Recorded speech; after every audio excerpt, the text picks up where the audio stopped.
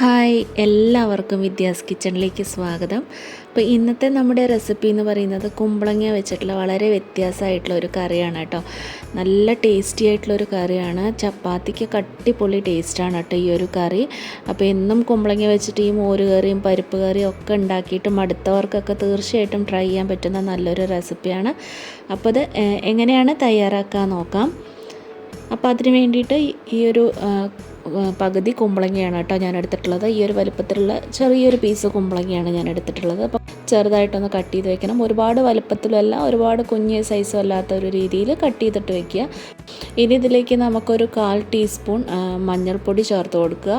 പിന്നെ ഒരു 1/4 ടീസ്പൂണോളം എരിവുള്ള മുളക് പൊടി ചേർത്ത് കൊടുക്കുക.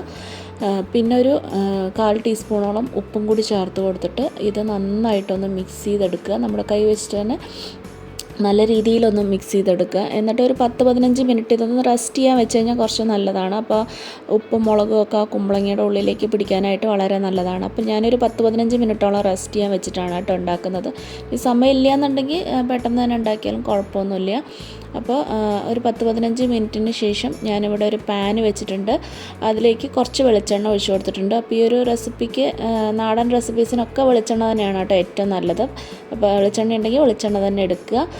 അപ്പോൾ എന്നിട്ട് എണ്ണ ഒന്ന് ചൂടായ ശേഷം നമുക്ക് ആ കുമ്പളങ്ങ നമുക്കിതിലേക്ക് ചേർത്ത് കൊടുക്കുക. അപ്പോൾ കുമ്പളങ്ങയിൽ നിന്ന് വെള്ളമൊക്കെ ഇറങ്ങി വന്നിട്ടുണ്ടാവും. കുമ്പളങ്ങയുടെ ഉള്ള വെള്ളവും അതുപോലെ ഉപ്പിൻ്റെയും അതിൻ്റെയൊക്കെ വെള്ളം ഇറങ്ങി വന്നിട്ടുണ്ടാവും. അപ്പോൾ അതൊന്ന് ആ പാനിലേക്ക് വീഴാതെ തന്നെ ആ കഷ്ണങ്ങളൊക്കെ അതിലേക്ക് ഇട്ട് കൊടുക്കുക. പിന്നെ കാരണം അതിൽ എണ്ണയൊക്കെ ആയതുകൊണ്ട് ഇങ്ങനെ വെള്ളം അതിൻ്റെ ഉള്ളിലേക്ക് പോയി അങ്ങനെ പൊട്ടിത്തെറിക്കും.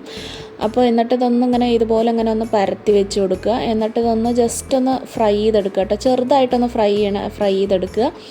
അപ്പോൾ ഒരു ഭാഗം ഇങ്ങനെ നന്നായിട്ട് പരത്തിയിട്ട് കൊടുത്ത ശേഷം നമുക്കൊരു 5-6 മിനിറ്റ് കഴിയുമ്പോൾ അടുത്ത സൈഡും കൂടി ഇതുപോലെ ഇങ്ങനെ മറിച്ചിട്ട് കൊടുക്കുക. അപ്പോൾ രണ്ട് സൈഡും ഈ കുമ്പളങ്ങയുടെ രണ്ട് സൈഡും നന്നായിട്ടൊന്ന് ഫ്രൈ ചെയ്തെടുക്കണം കേട്ടോ. എന്നാലാണ് ഈ ഒരു കറിക്ക് നല്ലൊരു ടേസ്റ്റ് ഉണ്ടാവും.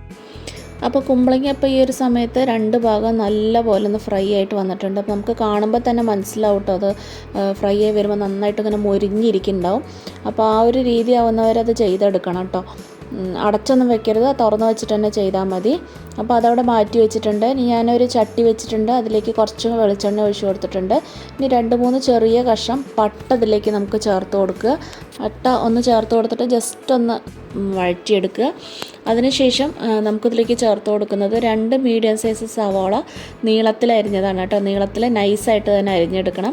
പിന്നെ ഒരു 2 ഇഞ്ച് വലുപ്പത്തിലുള്ള ഇഞ്ചിയും ഒരു 6 അല്ലി മീഡിയം സൈസ് വലുപ്പത്തിലുള്ള ഒരു 6 അല്ലി വെളുത്തുള്ളിയും ചതച്ച് വെച്ചിട്ടുണ്ട്.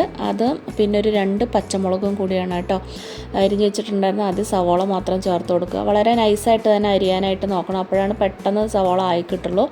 അപ്പോൾ ഇത് നീ നന്നായിട്ടൊന്ന് കളറൊക്കെ നന്നായിട്ടൊന്ന് ചേഞ്ച് ആവുന്നവരെ വഴറ്റി കൊടുക്കണം കേട്ടോ.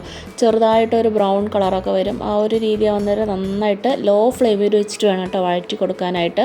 അപ്പോൾ പെട്ടെന്ന് ആവട്ടെ എന്ന് പറഞ്ഞിട്ട് ഹൈ ഫ്ലെയിമിലൊക്കെ ഇട്ട് വഴറ്റി കഴിയുമ്പോൾ നമുക്ക് ആ കറിക്ക് ആ ഒരു പെർഫെക്റ്റ് ആയിട്ടുള്ളൊരു ടേസ്റ്റ് കിട്ടില്ല. അപ്പോൾ ലോ ഫ്ലെയിമിൽ വെച്ചിട്ട് നല്ലപോലെ വഴറ്റിയെടുക്കണം. അപ്പോൾ ഈ ഒരു ഇതാവുന്നവരെ വഴറ്റിയെടുക്കണം കേട്ടോ, ഈ ഒരു കളറാവുന്നവരെ. അപ്പോൾ നന്നായിട്ട് ഇതൊന്ന് വഴണ്ടി കഴിഞ്ഞ് കഴിഞ്ഞാൽ നമുക്കിനി എടുത്ത് വെച്ചിട്ടുണ്ടായിരുന്ന ഇഞ്ചി വെളുത്തുള്ളി പേസ്റ്റും അതുപോലെ പച്ചമുളക് അതും കൂടി നമുക്കിതിലേക്ക് ചേർത്ത് കൊടുക്കുക. നമ്മളിനി എരിവിന് മുളക് പൊടിയൊക്കെ ചേർക്കുന്നുണ്ട് കേട്ടോ, അതാണ് അധികം പച്ചമുളക് ഇടാത്തത്. അപ്പോൾ പച്ചമുളകിൻ്റെ എരിവാണ് നമുക്ക് കൂടുതൽ വേണമെന്ന് വെച്ചാൽ നമ്മൾ ഇടാൻ പോണ മുളക് പൊടിയുടെ എരിവ് കുറച്ചിട്ട് പച്ചമുളക് കൂടുതൽ ചേർത്ത് കൊടുത്താലും മതിയാവും. അപ്പോൾ അതിൻ്റെയും ഇഞ്ചിയും വെളുത്തുള്ളിയുടെയൊക്കെ പച്ചമണം വിടുന്നവരെ നന്നായിട്ടൊന്ന് വഴറ്റി കൊടുക്കുക. അതിൻ്റെ പച്ചമണമൊക്കെ ഒന്ന് വിട്ട് കഴിയുമ്പോൾ നമുക്കിതിലേക്ക് 1 ടീസ്പൂണോളം കശ്മീരി മുളകും ഒരു 3/4 ടീസ്പൂണ് നല്ല എരിവുള്ള മുളക് പൊടിയും കൂടി ചേർത്ത് കൊടുക്കുക. അപ്പോൾ കശ്മീരി മുളക് ചേർക്കുന്നത് നല്ലൊരു കളറിന് വേണ്ടിയിട്ടാണ്. പിന്നെ അതിലേക്ക് ഒരു 1 ടീസ്പൂണോളം ചിക്കൻ മസാലയും കൂടി നമ്മൾ ചേർത്ത് കൊടുക്കുക. പിന്നെ ഒരു 1/4 ടീസ്പൂൺ ഫ്രഷ് ആയിട്ടുള്ള കുരുമുളക് പൊടിച്ചതാണ്, അതും കൂടി ചേർത്ത് കൊടുത്തിട്ട് നന്നായിട്ടൊന്ന് വഴറ്റിയെടുക്കുക. ഈ പൊടികളുടെയൊക്കെ പച്ച മണമൊക്കെ ഒന്ന് നന്നായിട്ട് വിട്ടിട്ട് നല്ലൊരു മണം വരും കേട്ടോ. ആ ഒരു രീതി ആവുന്ന വരെ ലോ ഫ്ലെയിമിൽ വെച്ചിട്ട് തന്നെ നല്ലപോലെ ഒന്ന് വറുത്തെടുക്കുക. അപ്പോൾ പൊടികളൊക്കെ നല്ലപോലെ ഒന്ന് വറുത്തെടുത്തിട്ടുണ്ട്. ഇനി നമുക്കിതിലേക്ക് ചേർക്കേണ്ടത് തക്കാളിയാണ്. തക്കാളി ഞാനൊരു 2 മീഡിയം സൈസ് തക്കാളി ഇതുപോലെ നീളത്തിൽ അരിഞ്ഞ് വെച്ചിട്ടുണ്ട്. അപ്പോൾ നിങ്ങൾക്ക് ചോറിനൊക്കെയാണ് കുറച്ച് പുളി കൂടുതൽ വേണമെന്നുണ്ടെന്നുണ്ടെങ്കിൽ ഇത്തിരി ഒരു തക്കാളിയും കൂടി എക്സ്ട്രാ ചേർക്കേണ്ടി വരും കേട്ടോ. അപ്പോൾ ഞാനിവിടെ ചപ്പാത്തിക്കുള്ള കറിയായിട്ട് ഉണ്ടാക്കുന്നതുകൊണ്ട് പുളി കുറച്ച് കുറവായിട്ടാണ് ചേർത്ത് കൊടുക്കുന്നത്. അപ്പോൾ തക്കാളി നമുക്കിതിലേക്ക് ചേർത്ത് കൊടുത്തിട്ട് നന്നായിട്ടൊന്ന് വഴറ്റിയെടുക്കുക. തക്കാളിയൊക്കെ നന്നായിട്ട് ഇങ്ങനെ ഉടഞ്ഞ് വരണം കേട്ടോ. അപ്പോൾ പെട്ടെന്നൊന്ന് ഒന്ന് ഉടഞ്ഞ് കിട്ടാനായിട്ട് നമുക്കിത് അടച്ച് വെച്ചിട്ടൊന്ന് വേവിച്ചെടുക്കുക. അല്ലാന്നുണ്ടെങ്കിൽ ഒത്തിരി നേരമാവും. അപ്പോൾ നമുക്ക് ഇത് അടച്ച് വയ്ക്കാം. ഒരു 5 മിനിറ്റൊക്കെ അടച്ച് വയ്ക്കുമ്പോഴേക്കും ഇത് നന്നായിട്ടൊന്ന് ഉടഞ്ഞ് കിട്ടും.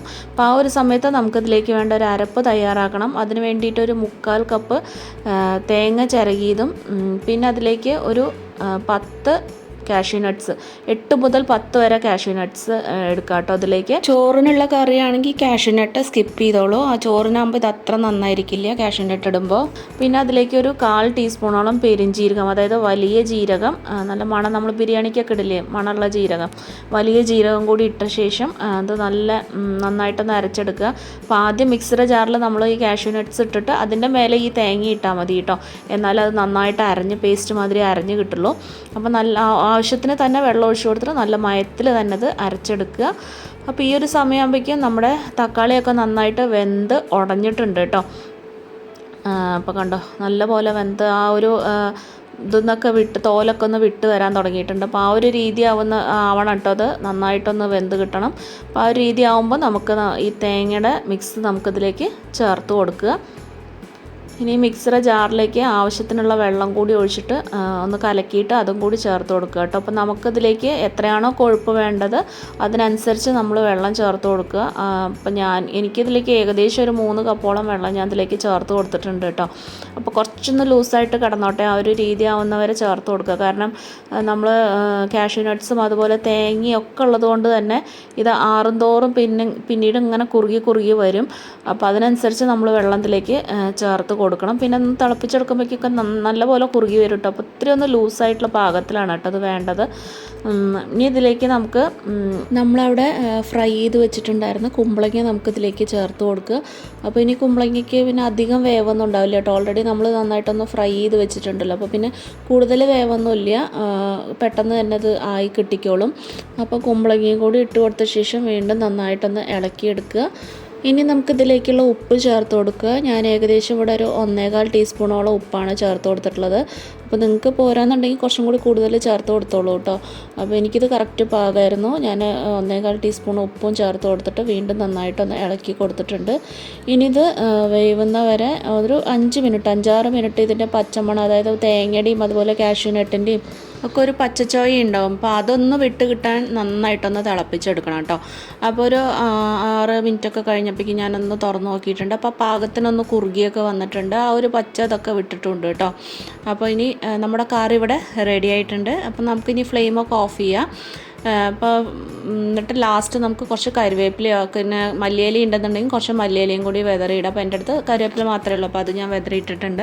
അപ്പോൾ തീർച്ചയായിട്ടും നിങ്ങളെല്ലാവരും ഈ ഒരു റെസിപ്പി ട്രൈ ചെയ്ത് നോക്കൂ. നിങ്ങൾക്ക് തീർച്ചയായിട്ടും ഇഷ്ടപ്പെടുകയാണെങ്കിൽ മറ്റുള്ളവർക്കൊക്കെ ആയിട്ടൊന്ന് ഷെയർ ചെയ്യാനും സബ്സ്ക്രൈബ് ചെയ്യാനും നിങ്ങളുടെ വിലയേറെ അഭിപ്രായങ്ങളൊക്കെ ഒന്ന് കമൻറ്റ് ചെയ്യാനും മറക്കരുത്. അപ്പോൾ വീണ്ടും നമുക്ക് നല്ല നല്ല റെസിപ്പീസായിട്ട് കാണാം. Take care, by.